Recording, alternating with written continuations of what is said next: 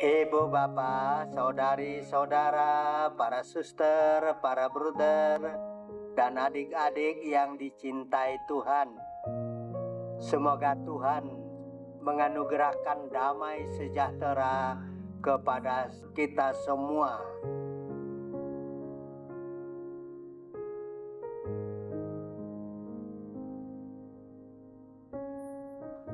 Satu kesulitan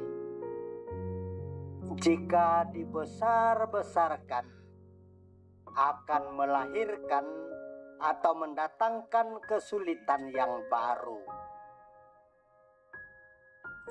Umat Israel yang disebutkan dalam bacaan pertama dari kitab Bilangan tadi terus-menerus bersungut-sungut kepada Tuhan karena hanya makan manna yang turun dari langit.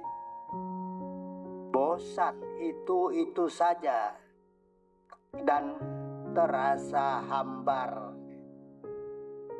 Keluhan yang terus-menerus berlanjut itu mendatangkan kesulitan baru. Tuhan mengirim ular berbisa yang mematikan. Namun atas pertolongan Musa, Tuhan memberikan jalan keluarnya.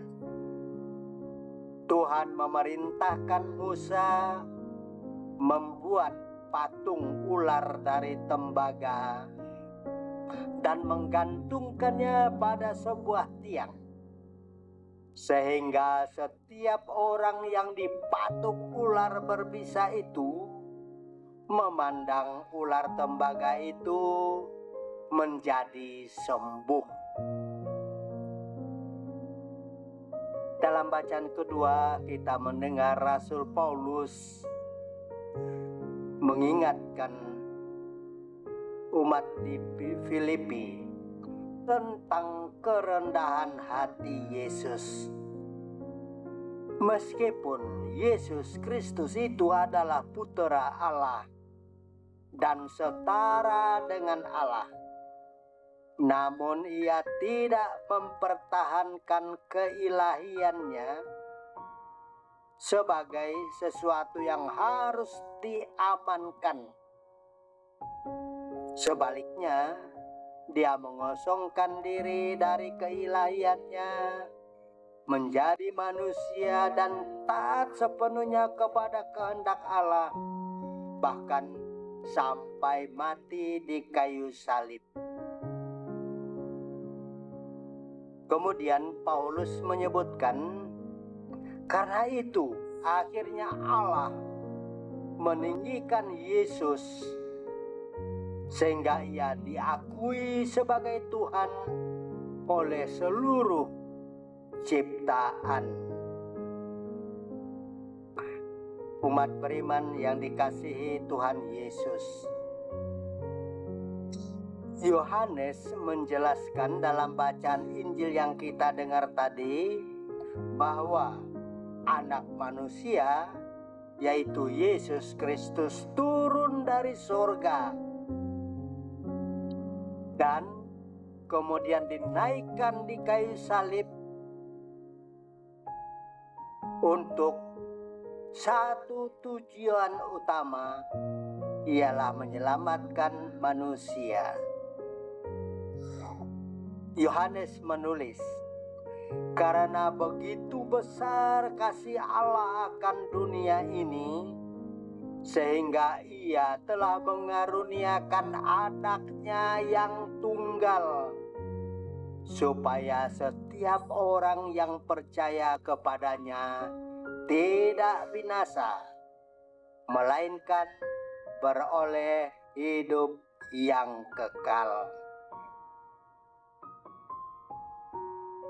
Ibu, bapak, saudari-saudara, para suster, para bruder, dan adik-adik yang dikasihi Tuhan Yesus,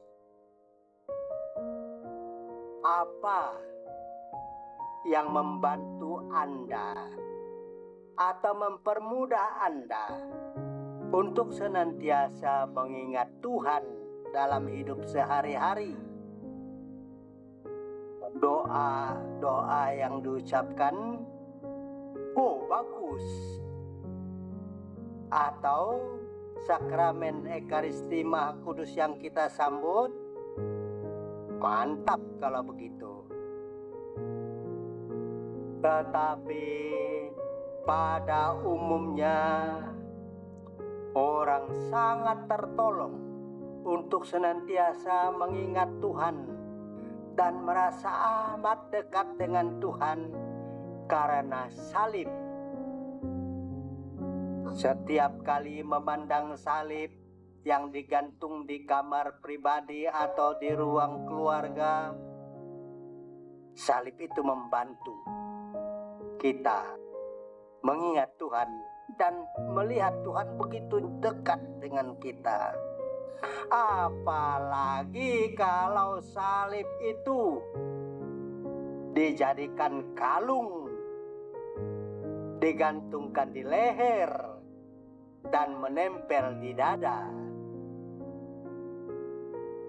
Maka salib itu menghangatkan jiwa, mencerdaskan budi, mengobarkan iman.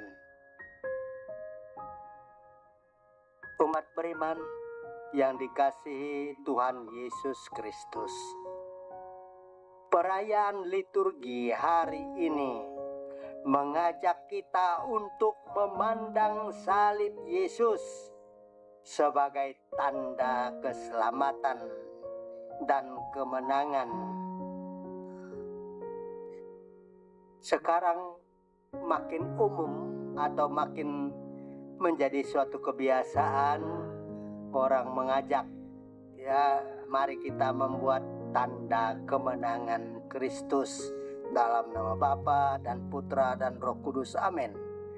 Itu cara pikir dan cara kita merasa serta mengimani salib Tuhan itu.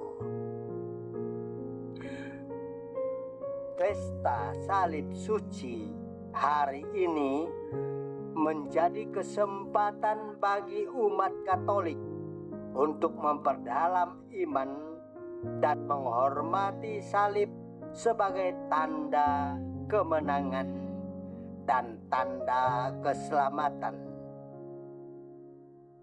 Seperti setiap orang yang dipatuk ular berbisa dalam bacaan pertama tadi sembuh setelah memandang ular tembaga yang digantung pada tiang demikianlah juga setiap orang beriman yang memandang Yesus di kayu salib beroleh pengampunan dan hidup kekal. Semoga Tuhan menganugerahkan damai sejahtera kepada kita sekalian.